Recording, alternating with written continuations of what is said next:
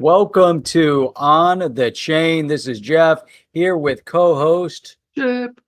What is going on? Great up, to Jeff? see you on again. It's been ages since I saw you last.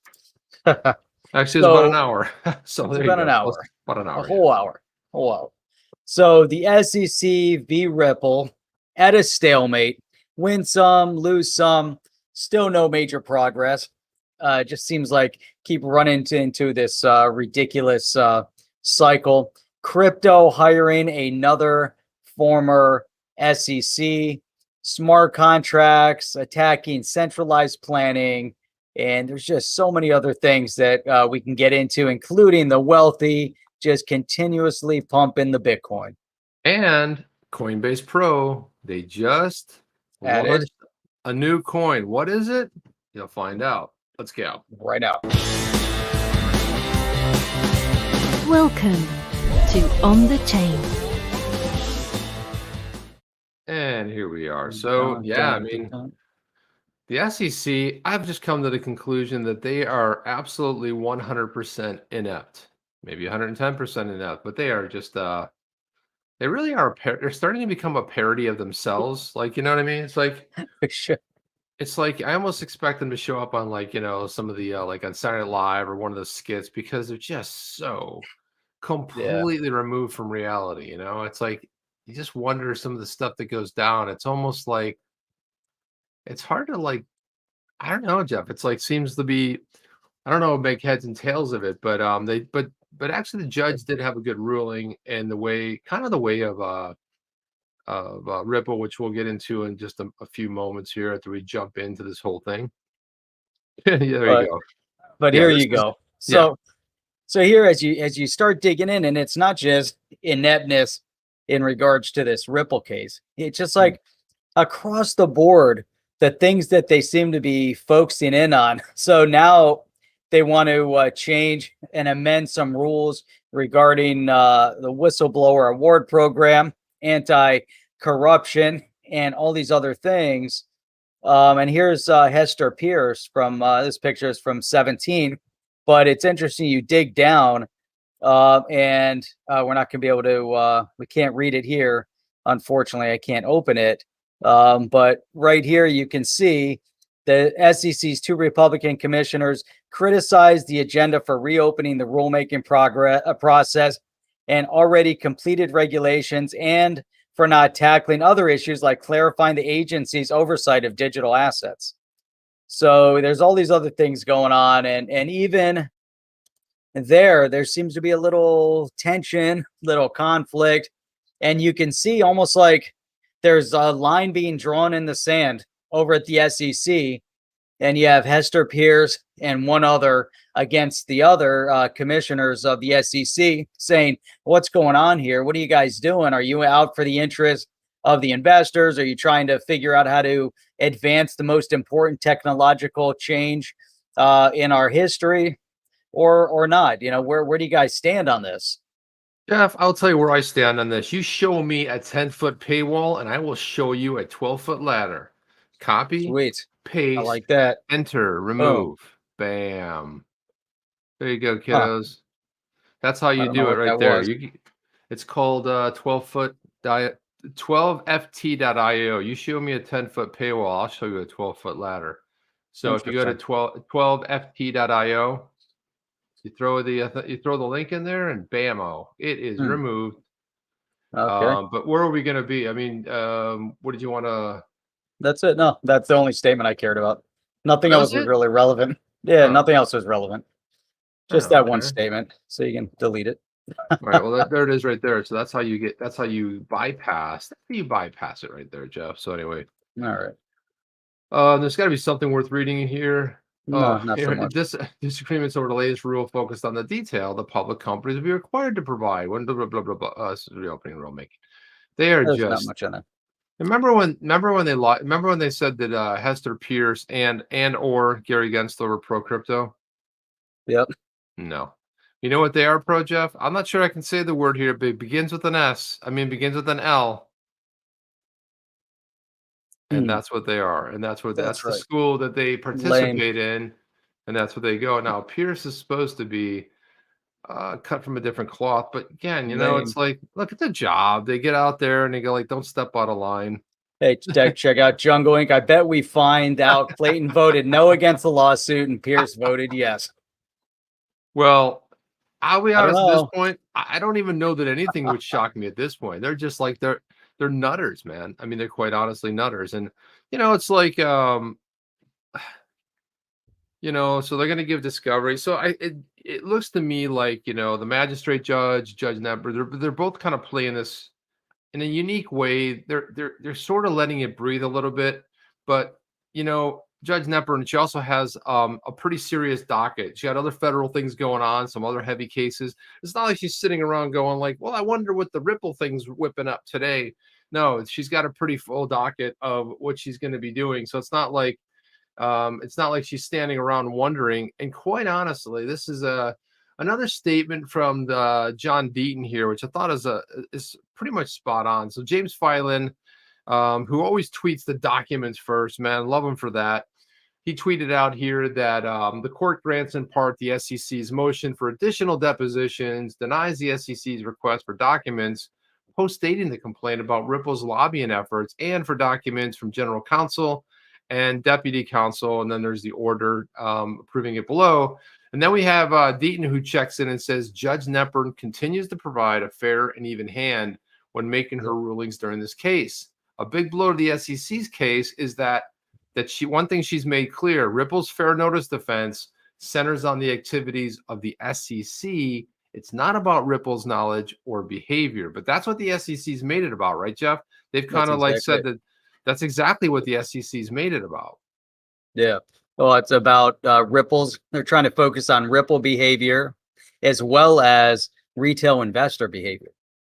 And they've made those statements. I mean, at what point, and I know we brought this up before, but at what point does the SEC attack the retail investor? I just, the retail investor's upset, said, hey, you didn't expect the collateral damage. You didn't care after 8 years. You didn't care about, silence is being complicit into the investment of this space. You might have thought it was an unsecured security, unsecured. But what are they doing? I don't know, but listen, all I want to know is when moon, Jeff, when moon. But for a lot of the stuff. So every once in a while you run into stuff and you just go like, try to make like heads or tails of it. I'm not sure if you're familiar. Bondly it's like a collectibles infrastructure, collectors for collectors. And like I see stuff like this, Jeff, and I feel like I'm living in Crazy Town, or like an alternate universe, right? So they put out these tweets of like, two factions of renegade chickens banded together in the Blast Premier universe, but there's only one room for flock. And I'm like, okay, go on. What the hell are they talking about? Build up your level of your NFTs to create your ultimate cluck force, dropping in from the Premier. And so what do we have here? We have, coming in fresh from the heat of battle, we have Cuddles. Look at that. That is a sick chicken right there. First in the battle, bonafide crazy, prefers grenades with short fuses, staring contests, and stamp collections. I got a stamp collection, Jeff. We talked about it. Defies battle plans, blows up cages, and stays distant from boxes. That's Cuddles. And that's a collectible NFT, apparently. Coming up next, Big Red. Big Red's emotionally detached, treating each mission as a job. Often found polishing his weapons and talking to local chicks. Believes there's no room for nonsense on the battlefield. And there you go. There's Big Red. Jeff, what kind of like, what world are we living in? Right? I don't know. Big Red looks pretty cool. Big Red does look pretty cool. Look at that right there, man. Big Red. You know what I love about this? Look at the description. Believe there's no room for nonsense on the battlefield, leaves no witnesses. Hey, you think we could maybe get Big Red to kind of like, hey, Dude. Yeah, Big Red looks awesome. Big Red, could you take care tough. of? I like it. Yeah, and what else is great about him? Very emotionally detached, treating each mission as a job. All about the mission, Jeff. Maybe we should set Big Red up on a mission, go figure some stuff out.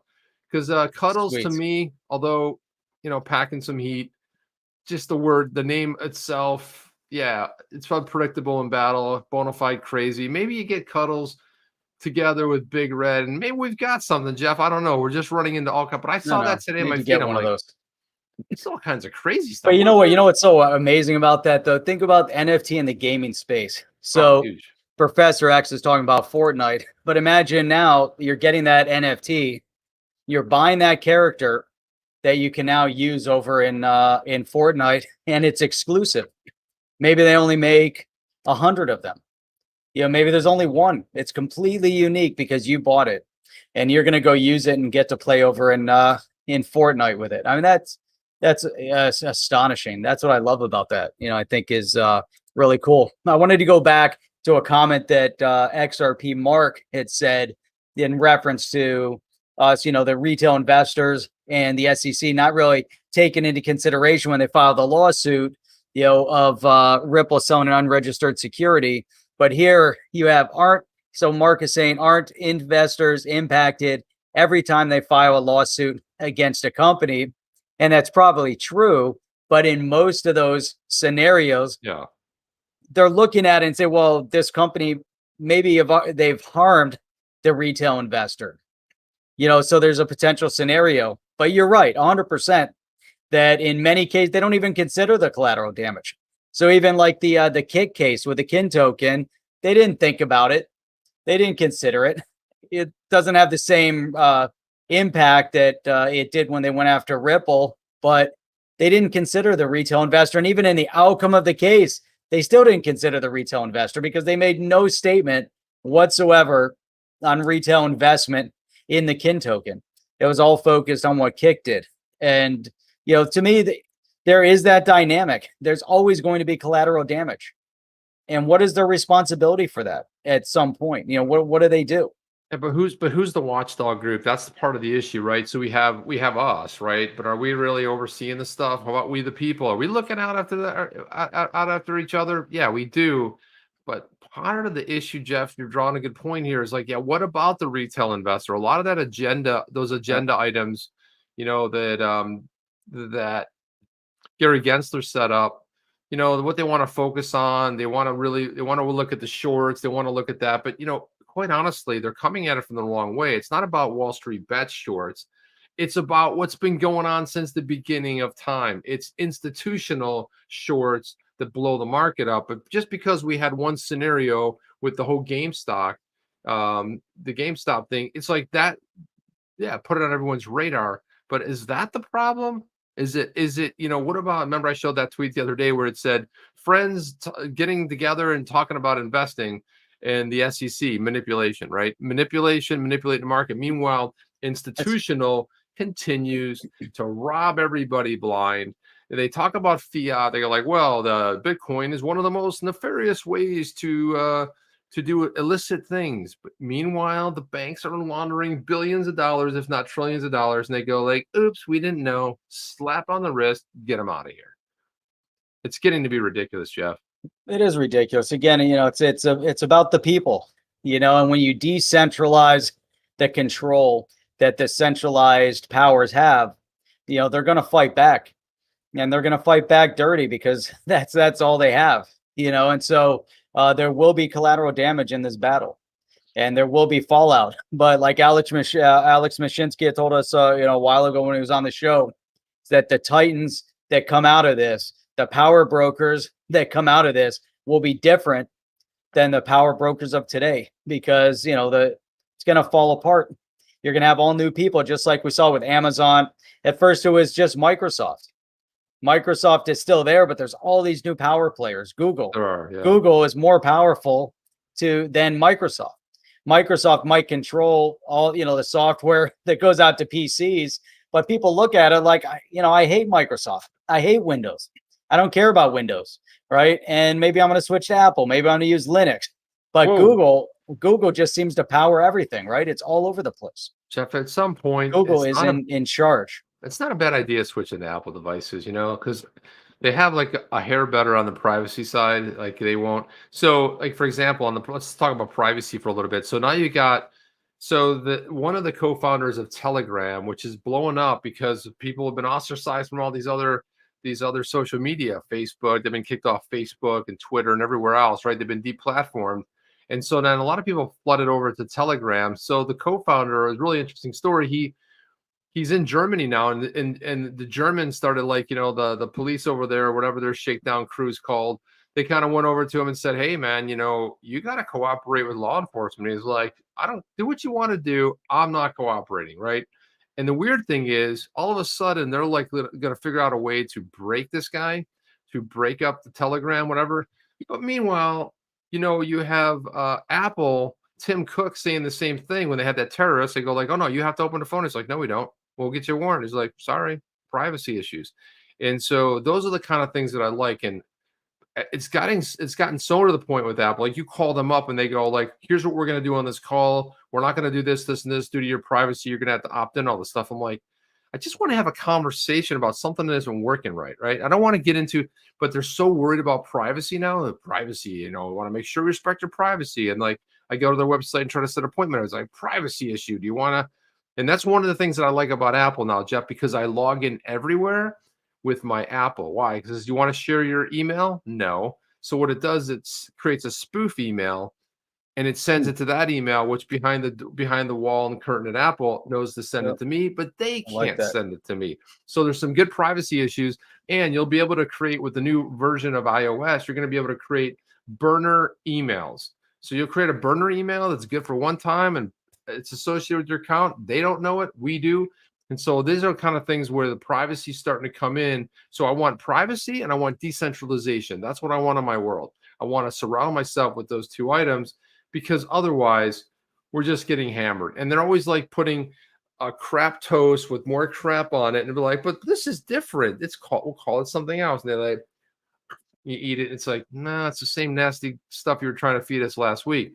And that's why I think that this whole rush to the CBDCs, I think these central bankers are going to be in for the shock of their lives. They're just like going along to get along and pretending to be cool and hip with the next big thing.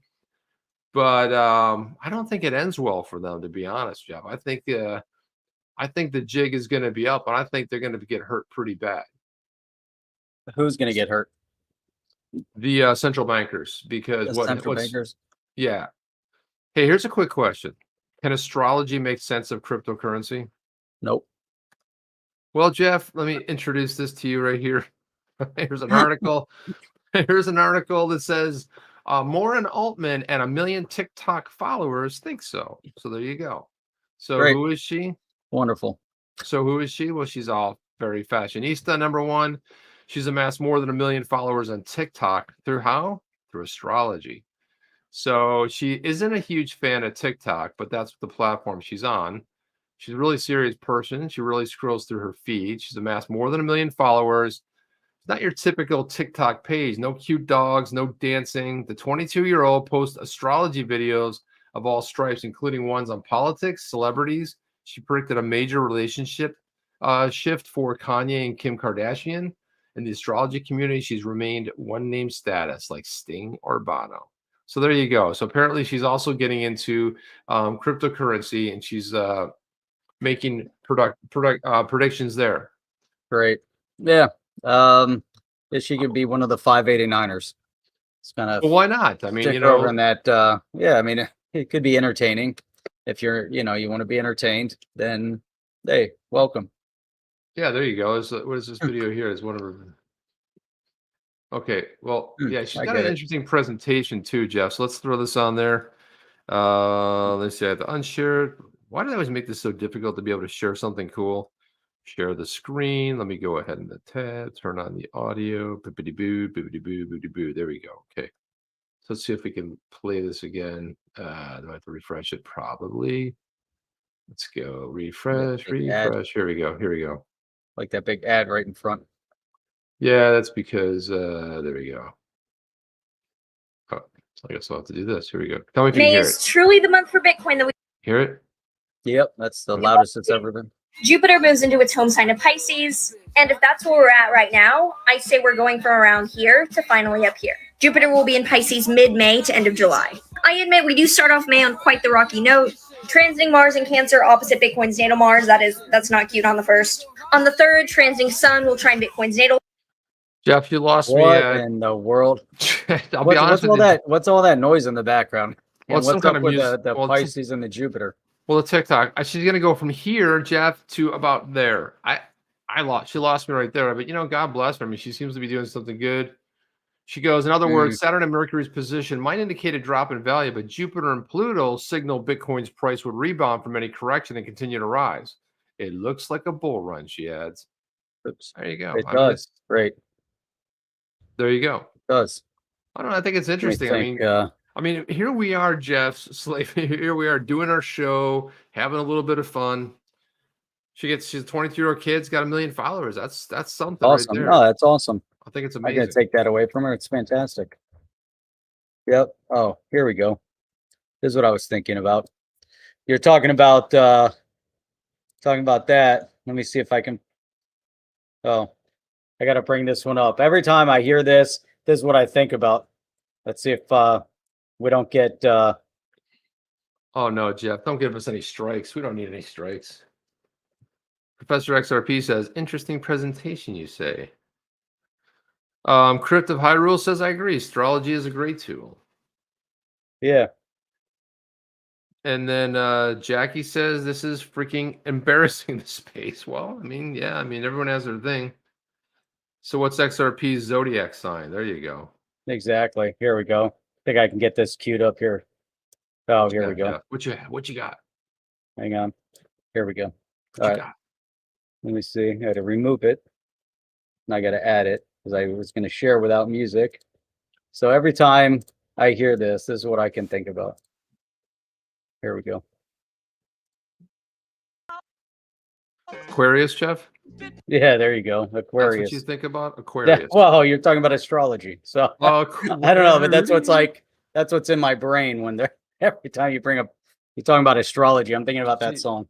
Jeff, when I was growing up in this, like in the 70s and 80s, my parents were listening to that. It's way too familiar to me, Jeff. Did you see the movie? They weren't listening to the Beatles, the Stones, any cool stuff happening in the 70s. They didn't know what Peter Frampton Comes Alive. They didn't know any of the 80s stuff. They didn't know, Men Without Hats, none of that stuff. They were listening to Frank Sinatra and Aquarius, the Age of Aquarius. That's did you see the movie that it was in? Did you ever see that movie Hair? Yeah, Hair. That's the movie. Right, yeah. Hair. Yeah. Hair was that musical that man. Jeff, I'm not a fan of musicals. I'm yet to see one. The only musical I really ever loved was the Rocky Horror Picture Show. Outside of that, oh, that was another good one. That was a fantastic one awesome. because you could go to the theater and participate, bring all your stuff, and that was really cool back in the day. That was probably one of the best. It's just my opinion, but it's just one of the best all time. Man. Yeah. So on to more important stuff. How about China kicking out half of the world's Bitcoin miners? Now this is on CNBC, kicking them out, saying we don't want you guys here, and it's saying that a whole lot of them might be heading to Texas. Now you get all these guys from China leaving, going to Texas. I mean, you can't make this stuff up. I mean, it's amazing, right? Texas is an ideal destination for miners thanks to its abundance of solar and wind power, its unregulated market, and its crypto-friendly political stance. Now, I'm trying to figure out, most of the mining is not done by solar or by wind power. Oh. It's done by plugging into the wall power. And most of these guys over in China right now are not powering it by solar or by wind. They're plugging it into the grid. So, this to me, I think is kind of, we're not there yet. Maybe 20 years from now, 25 years from now, we can check back and have that conversation. But right now, is it unregulated? Is it crypto friendly? Yes. Is it the ideal destination? I just want to know how all these guys over in China are going to start coming over here, setting up business, setting up shop, and see what happens, and what kind of tie back is there back to the China regime? Is China going to let them all out? It's going to be it's an interesting dynamic. It really is. Look at this. 20% of its power coming from wind. Is that true? No, it's not, Jeff. Does anybody have a stat on that? Texas often has some of the world's lowest energy prices because it has its look at that, 20% coming from wind as of 2019. This is the first time I've ever read that. It does have a deregulated power grid, so that's interesting. You get to negotiate with with power providers. I think how great would that be? So if you do have a renewable source, let's say you're generating wind, you have a wind farm and solar, and you're not using it, and you can feed it back into the grid. And you can stream micropayments by feeding your own power into the grid. That I'm for. That's awesome. Sounds interesting, but Jeff, they just issued that warning. I think it was last night or this morning, saying that if you only use the necessary power if you're in Texas, because you're about to have a major outage, so that you have all the Bitcoiners moving there. So you remember all that stuff they had with the power of the grid, because Texas is on its own grid, right? And there is a substantial amount that comes from wind and solar, and that's exactly why it failed. Okay, so my suggestion to Governor Abbott is roll in some nuclear power plants. That's what I would do. Bring in some nuclear power. Deep six the wind and the solar. It's like, Jeff, until I can get an airplane, like an airplane, a flight, that I pay for, and it's powered by wind or it's powered by solar, and I'd be like, okay, we've arrived. Until that happens, I want jet fuel. I want to be cruising around 700-800 miles an hour. I want to get in they have that new interstellar plane that's supposed to be they're going to get it down to $200. You can go anywhere pretty much on the other side of the world in about 6 hours, 5 to 6 hours. That's cool. What I'm down for. Oh, that'd be sweet. If you can do that. I'm down for that. And so, Jeff, I wanted to get your take on this headline. Just go ahead and read this headline. Give me your take on this. Just got a storm advisory. There you go. Next up with that. Let me look at it real quick. Hang on. There's nothing there. It just says storm advisory. I don't know what that's all about. Read that headline, Jeff. Give me some feedback on that. House Democrats form a working group focused on crypto. Sweet. Yeah, awesome. Representative Maxine Waters, who leads the House Financial Services Committee. And what's parked in there right now, Jeff, for 3 years? I don't know. Something called the Token Taxonomy Act. But they're joining the FinTech Task Force. Interesting. In a virtual hearing. So is this their big move? Well, let's see. What else to happen here? Let's see. This is the subject of central bank digital currency. She took the occasion to echo concerns over the growth of cryptocurrencies before saying, as cryptocurrencies grow exponentially, I've organized a working group of Democratic members to engage with regulators and experts to do a deep dive on this poorly understood and minimally regulated industry. Now, does that sound like something that you would say or something she would read?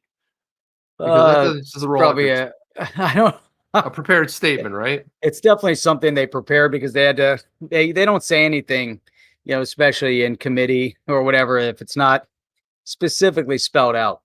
And so something like that, she definitely prepared that. I don't see her talking about things from that perspective, but she's right because she does poorly understand it.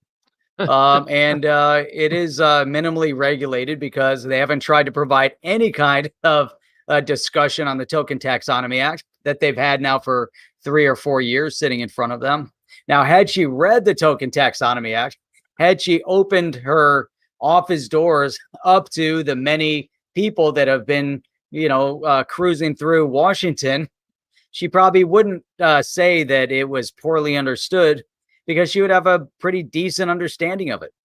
So, maybe it's 10 years. I get it. If this was, 2010, 2011, 2012, hey, 2015 even. Yeah. But 2021, to say it's poorly understood. She should have finished it off by members of Congress, but not the ones who actually are behind the token taxonomy. Not those Democrats. Those Democrats already know what to do, but she's specifically dealing with the ones that don't. She says she's been critical of crypto, but she joins the growing ranks of senior Dem leaders to speak critically on the subject in recent weeks, especially since ransomware. Here we go. Of course. Shut down the Colonial pipeline. And they got paid in Bitcoin. That's right. But then they got it back because somehow they just had the magic key. Isn't that great? Because that's not how crypto works, Jeff. Good to have the magic key. Yeah, then she goes on to talk about, similarly, a CBDC-focused hearing before the Senate Economic Policy Committee had Senator Elizabeth Warren lambasted cryptocurrencies and especially the use of Bitcoin mining. And the Biden administration has likewise highlighted ransomware as a national security concern. Ransomware. It's hilarious. We're talking about do with anything, Jeff. cryptocurrency. What is this? Right? This is a perfect statement. You know, Well, they just yeah. loop it in there like almost anywhere you can. We have a difference It's- of opinion. So Kelly Slade's bringing up a good point. it's She's so like, no fun. nuclear until they can figure out what to do with the Mhm. waste. And that's kind of right. We used to ship it off to China, but that is not an option anymore, Jess. We really should start thinking about it. Why But not? then we have Sir John here, and he's saying, I trust coal and oil. I don't trust inconsistent things I cannot see. All right. That's something. Well, I can see solar power. I can see the sun. You know what's better than solar and wind and oil? Volcanic power. And volcano power is the best. It's the greatest thing ever. It's the greatest thing ever invented. And I love the fact, and I love the president of El Salvador saying, you know what, our power plants are unutilized. Like, that's so counter narrative, Jeff. They're usually like, we have to figure out how to save the energy. And meanwhile, they're like, these power plants are underperforming, man. They're not even running at potential. And we need to get some Bitcoiners down here. Like, why don't they move to El Salvador? San Salvador is their place. El Salvador. Right. Or Iceland, but Iceland doesn't want them. But Iceland also, they have, geothermal power. I went to a geothermal plant over in Iceland. There you go. And that was, it's so amazing, to be able to derive power from what's happening underground. It's great. There's nothing like that. It's better than geothermal power.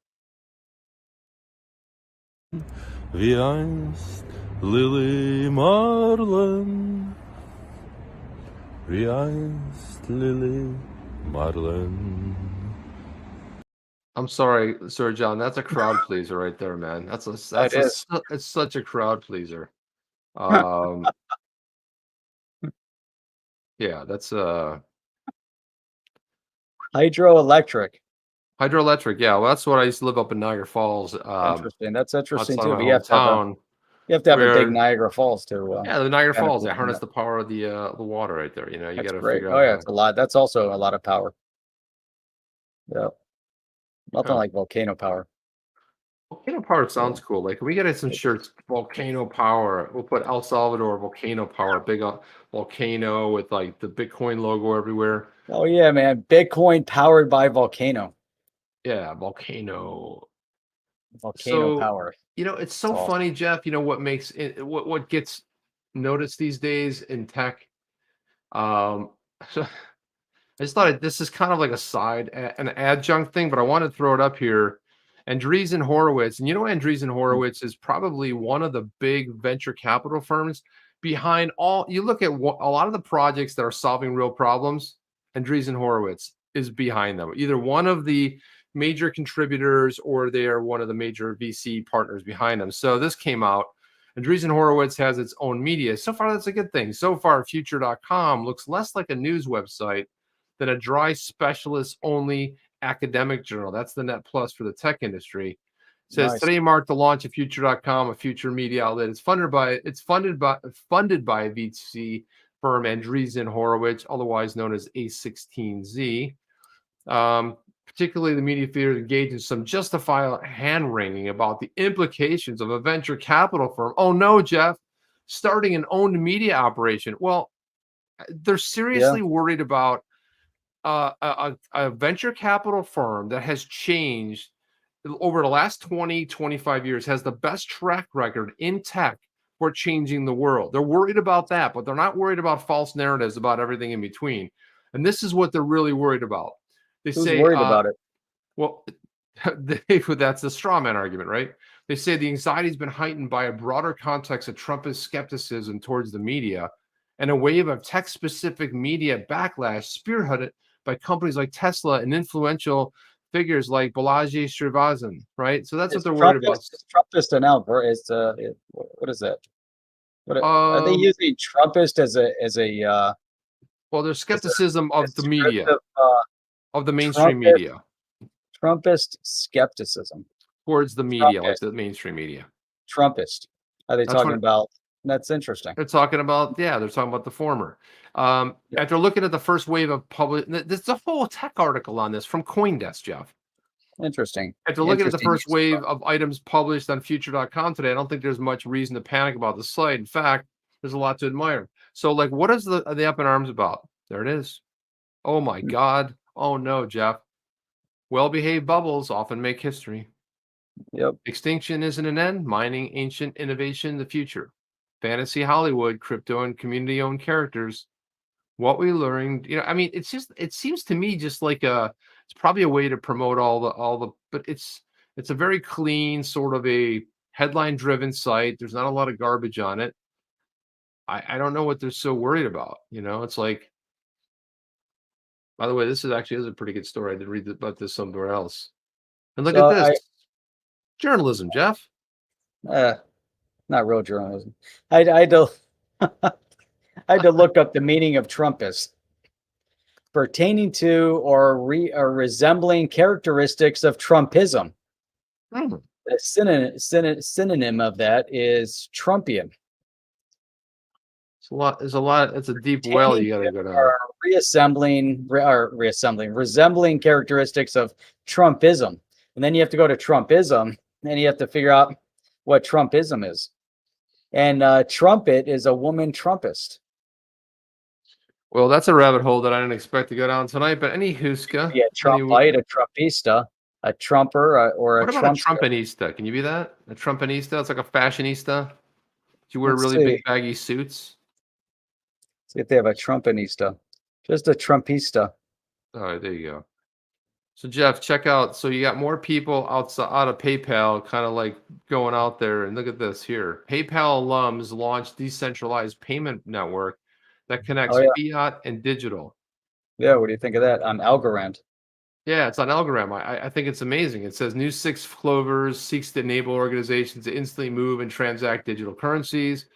More companies use blockchain technology for more than just buying and selling digital assets. 2 former PayPal leaders launched the first international payment network.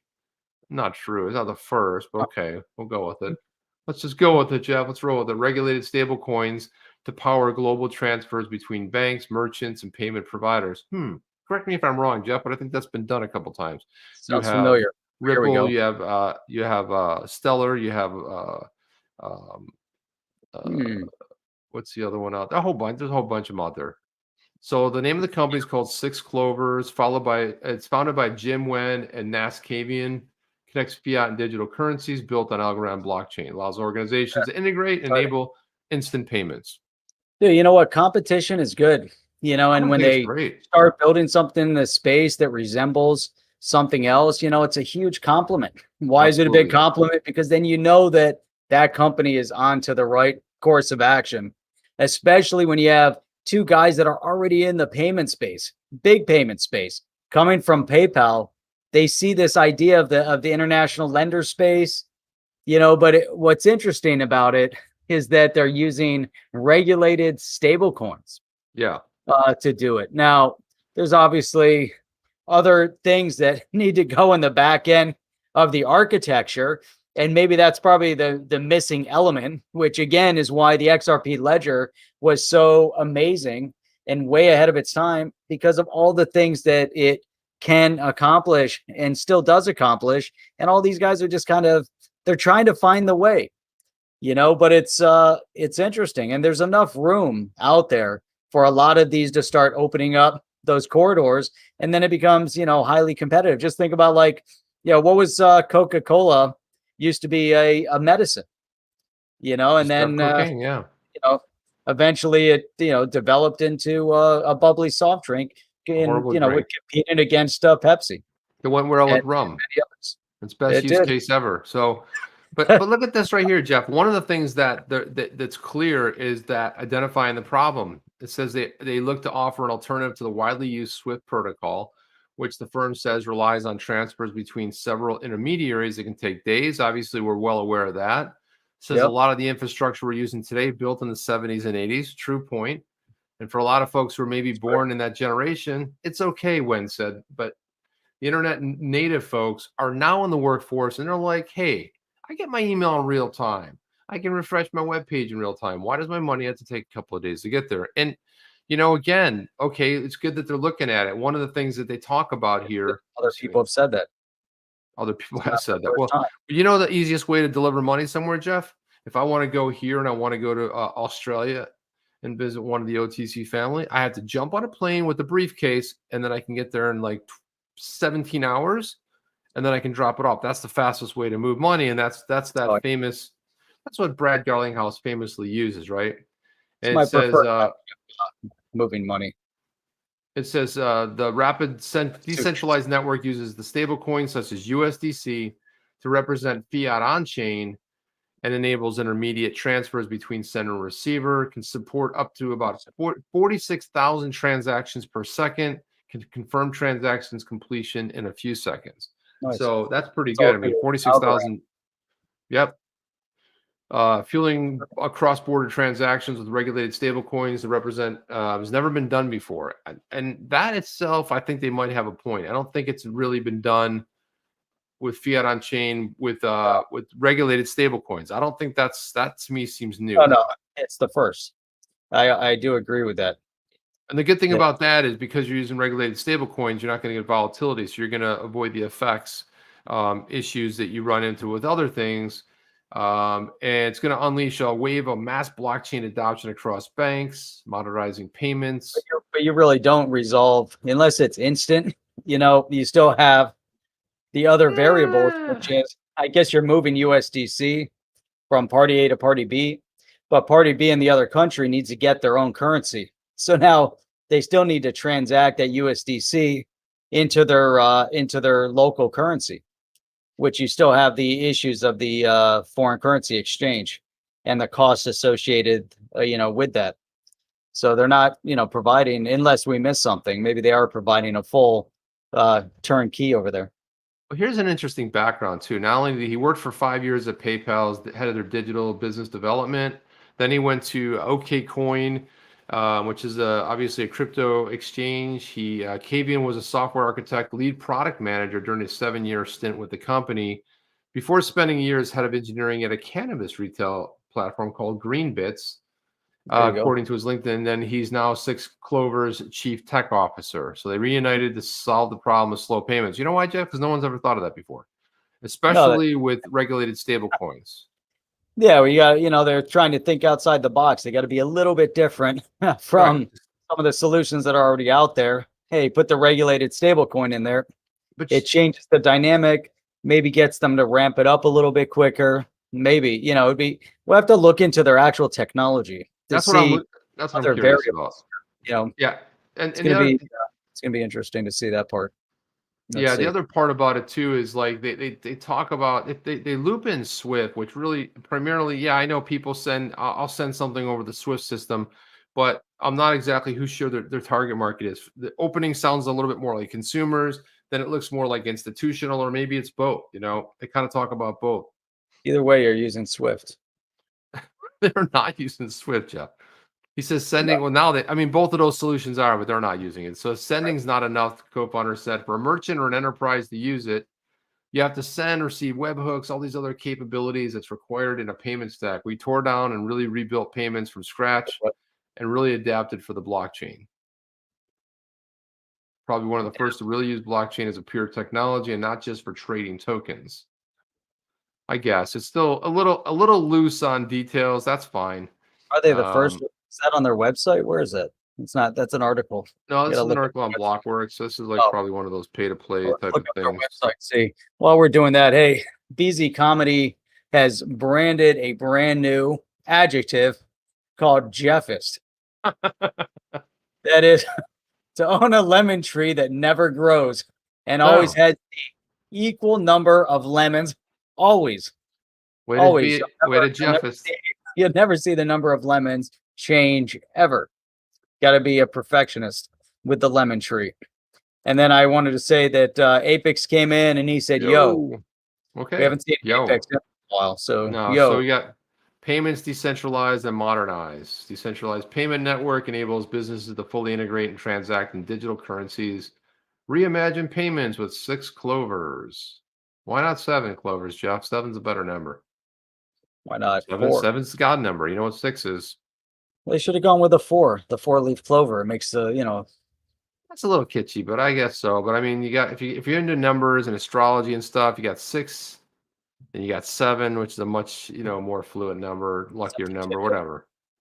But maybe they got 6 things. So there's their platform. Here, let's see what it looks like. Let's see what they're. You have bank transfers, credit cards, alternative payment methods. You go through their on-ramp, through their merchants. Boom, there's 6 rapids, Clover, decentralized payment network, and then boom, off to the. I don't exactly sure how it works, but you got 2 products, rapid and slow. Ramp. No, I'm sorry, rapid and ramp. I'm gonna change that just for the heck of it, Jeff. Why not? Why not? Why can't we just change that there? Let's see where it is. I don't see where it is. I don't see where it is. Anywho's got. All right, that was interesting to watch. The what is ramp? On ramp. The next, So that's the our 2 next products, Jeff. They've got slow, rapid and rapid, slow. and slow. So I prefer rapid because you can send money across the globe on ramp for the next 1 billion customers. So of course It's that's probably not true. serious. I will have to check them out someday. Yeah, meet our team, and there you go, Wellington. Hello, my name is Wellington Scully. I'm an advisor. And when you come from PayPal and you got that little thing to toss around, it's pretty good. But again, it looks just like let's see what their products. Hey, And Devon brought up a point here. Said just got in, but from what I can see, using USDC doesn't help inflation. No, It's still Good point. keeping the old going. More USDC can be produced. That's a great point. But they're kind of working within what exists. But great point. It does make sense. that is a solid point. Then I don't understand. John the difference. says, I feel like we're watching a scammer video with these HTML edits. You are watching a scammer video. Yeah, it's always fun to just. Sometimes I'll do that to my colleagues. I'll be showing something and I'll change the whole page. Like I was like, I don't know how this got. And they're like, what the hell happened there? I'm like, yeah, you just go in there and hack it a little bit, mess around. Sometimes I'll change images. Like I don't know what happened to our web page. What? It's always fun, and they fall for it every single time. Just let a bit of time go by and do it again. Just try it, Jeff. It's always a lot of fun. Key benefits: faster time to market, access. It's a typical kind of. Says they had Ripple at the bottom. What? Did we miss something? There's no Ripple at the bottom. I can make that say Ripple. So but look, it's interesting. I think again, competition is good.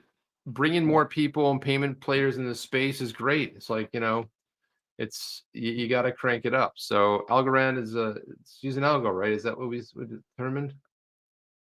Algo. It's using algo, so that's a good Algo. thing, man. It's a nice. It's also a great. Yeah. And they're building on it, and they'll probably get into Michael. What's his name? The guy that just opened up that big algo. Then he opened Michael, former TechCrunch founder. Why is his name escaping me? So it's very funny. So Crypto Fitter said, so what's with this new coin on Coinbase Pro? And there's actually a couple of them that were listed. Look at this. Shiba on Coinbase Pro, Chiliz, and Keep Network all soar after being. I like how they always say they soar, and then you look and it went up by 3%. Well, Shibu did go up a little bit, Jeff. I'm gonna look at Shibu. I think Shibu did kind of rocket today. Where's my coin guy? I'll give you my gecko, my coin, my gecko here. Let me see. Shibu went up 24%. I'd say that's a skyrocket. Did it? All right. Yeah, went up 24% today, according to Shiba Inu went up. Look at that. 20. That is a rocket. That's a rocket. That's good. That's a big 1 day, 24-hour boost. But again, it dropped a lot too. So I'm glad I bought in when it was way down. I like to buy when it's really super high, Jeff, because then I can ensure that everybody will watch it drop so they can buy in. Because when I buy high, it drops low. That's kind of how it works. It wasn't really way down. But Jeff, really there's a lot of people moving to South Florida. Oh, yeah, man. Well, why not? It's the greatest place ever. Well, check this out. What about Goldman Sachs? Reportedly are planning to move more than 100 bankers. No, Jeff, say it's not true. They want to move 100 bankers to Florida. You're probably asking why. Where are they going to put them? Well, they tried this. I don't think we have room for bankers. In my county, Jeff, is where they're going to put them. Working that's from home. Okay, good. Thank God. Put them up there in Palm Beach. Yeah, Palm Beach. Working from home no longer an option at Goldman Sachs, but working from Florida might be another story. More than 100 key Goldman Sachs employees 100 key employees, which means they get paid a lot of money, Jeff. Oh, Reportedly, yeah, boys, that's the only way they're going to survive Palm Beach. yeah, they're going to move them from New York to their new corporate office in Palm Beach, Florida, the snub to the Big Apple, which comes as Goldman Goldman bankers reportedly back to the office on Monday, more than a year. So they're like saying like, oh, this work from home thing, remote thing. No, got to get back to the office. They're going to move 100 and they're going to make a shift in You their. can't do it in New York, so there's no in-person work in New York, it seems like. I don't know. Yeah, so many. So look at this. So I tell you, Jeff, I didn't even read this, but it says among those who've expressed interest in moving are partners in the firm whose salaries start at $950,000, not including bonuses and other perks. So these are the millionaire salaried individuals They moving probably to. said we can't take it anymore. Open up an office down in Palm Beach, Yeah, so we and can then go we'll go back to work. Yeah, real so we life, can drive our Porsches to the office or Lambos, whatever. whatever they want to do. Staffers who move to Florida will not be expected to take a pay cut. Well, why would you take a pay? You're getting a pay increase. There's no state tax. The state Right. tax, if you live in Manhattan, which is in New York, are paying from 9 to 11%. You just got an 11% increase, and Robbery. the all taxes are lower here, so they're getting. But I get where they're going. They're saying like they're not going to adjust the cost of livings, which is good. So by moving to Florida, you'll be able to buy a nicer place. You'll be able to live in a nicer place, and you won't be able to the oppression of the thumb of the Socialist Republic of New York. And I can Yep. say stuff like that because I used to live there. So it says Mark Nachman, co-head of the trading division, commutes regularly from Boca Raton, which could be part of the reason, which is my home city, Jeff, for the migration. So maybe they're blaming it on Mark Nachman. Yep, that's Florida it. Florida. Look at that. Low taxes. made Nice. it a haven in the coronavirus, has shut down New York City, but it's unclear whether CEO Solomon, who called working from home during the pandemic an aberration that was not a new normal, will be pleased with the large swaths of employees moving to Florida. So that's all we need, Jeff, is more bankers down here, right? There's a lot of banks as it is. And now they got to have more bankers down here. What's going on? No, I kind of pawn said, stop coming to Florida. Please, right? Then JB is saying Florida is an orange ready for squeezing by the sounds of it. Yeah, move to Howie in the Hills and you can be part of the Right. the home of the Howie test, you know? It's the perfect place to be. Yeah. Why not? It's something, Jeff. Like it. It is something. Hey, I want to also just want to throw out there the where is this? I always hate when I had something on my screen, then I lose it, and I don't know where it There's is. another and really good article here too that I think you put this one in the keep. I might have. But I wanted to just talk a little bit about what was it going to be, Jeff? Looking for it. This Yeah, is real guys, estate. check out our podcast. We're getting more. It's really starting to get more subscribers there. But if you go there, otc.1/podcast, you can jump out there, subscribe to it, whatever platform. Some people like to listen to Spotify. Some people like, the Google Play, the Google version of that. But what do you got there, Jeff? Toss it up there. This is good. This is good stuff. So if you want to move down to Miami, there is a real estate firm, and they are in the luxury condo development 11. So go check out 11 Hotel and Residences. There's a lot of that goes on where it's part hotel, part residence. It's kind of a great strategy if you're into that sort of thing. And they're accepting deposits in crypto. So if you're into it, if you've made your millions and minted your millions in Bitcoin or Ethereum or one of the many other digital assets, maybe XRP, maybe not yet, but you can go to 11 and you can put your deposit for your condo using crypto. That's interesting. So I think it's right awesome, after man. the conference, the 2021, they announced it. But don't worry, because the condos are relatively inexpensive.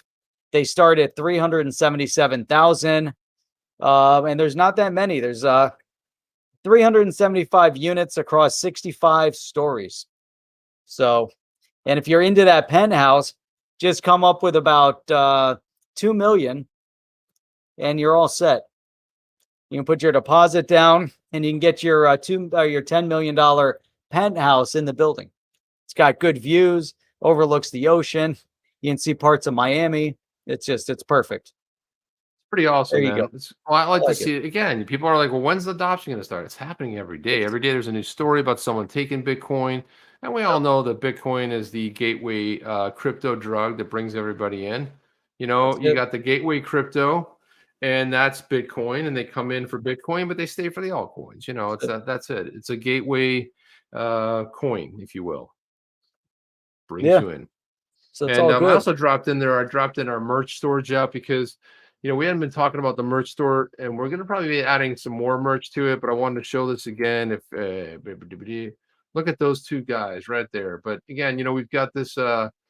So I usually have this one, Jeff, but I'm not. I didn't fill it up today, so I'm using my old one today. But the Ripple Strikes Back. You guys want to like get out there? The SEC Wars Ripple Strikes Back shirt. We actually added a lot of women's shirts in different colors, all kinds of fun stuff, hoodies, and of course, this one is a crowd pleaser. It's got that on the front. Can't be 100% sure, but I think it's magic. And then on the back, we've got the on the chain. So that's kind of a cool little. Nice. That looks good in blue. Yeah, it looks good in blue. We gotta get some more merch. And of course, I have this one right here somewhere. I got it in the other room, but I always have to I like to put my cables and stuff, zip it up, throw it in my backpack, my everyday carry stuff. But I like that a lot. It's a nice, looks like heavy. a little clutch purse. Well, no, it's not, Jeff. It's for cables and everyday carry stuff. And then look, you can see the women's jersey. The women's shirt is cut for a woman. It's not cut for a big clunky man. So there you go. There's that too. Of course, we've got cool colors, and yeah, there you go, pink, and got the Yeti type. She's been rocking the Ripple Strikes Back shirt. That's awesome. Sweet. Listen. You got to take one out in the wild down in Miami right there. And you don't want to show your face. That's cool. You can take a picture of that, maybe with a palm tree in the background, because we want to, and then just tag us, Jeff or I, or on the chain. Put that ad on the chain on there because we want to start doing that. Yeah, we want to start tweeting out that and showing people. And then Jeff, this is for you right here. It's a deluxe, carry bag. Go to the grocery store. It's got a nice big long. That's good for the beach. You know what I'm saying? It's a beach bag, right? Exactly. The hoodies are kind of thing. Actually, I have one of these. You should get one of those. Mask are pretty good quality, Jeff. Even though I don't wear one, I just wanted to get one to see what it was like. Suppose you want a phone case of the On the Chain crew. You want to show it off. Say you're part of the moon mission, established in 2021. The moon mission to Mars or whatever it might be. You get that on a cup, and all kinds of cool stuff there, Jeff. All sorts of cool things. Yeah, all kinds of nifty. My cup is gone. Actually, do I have that sticker somewhere? My cup was here, now it's gone. Disappeared. Yeah. Don't know how it disappeared. Right there, Jeff. Nice. Bammo, the sticker right there. You can see it looks very sweet. Gonna stick.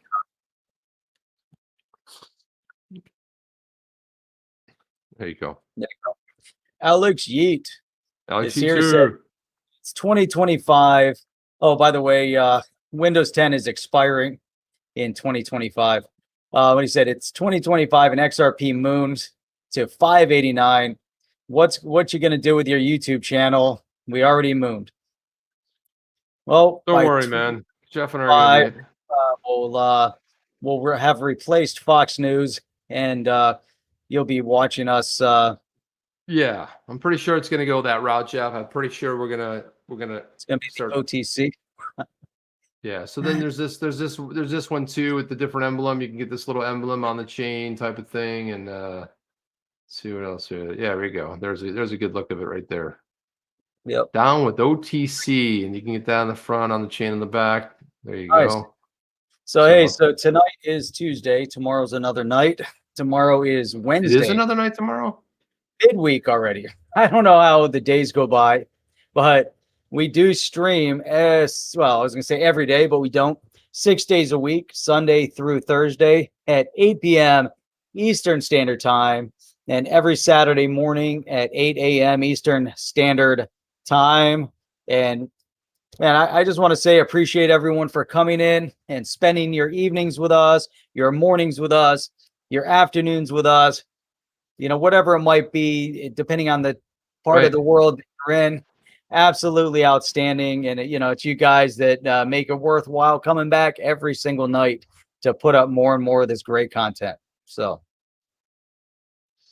There you go. That's it. That's all I know. We're going to get on out of here, guys. We'll see you on the next one, which will be tomorrow night, 8 p.m. Eastern time. That's Miami time. So we'll see you on the next one. Take care.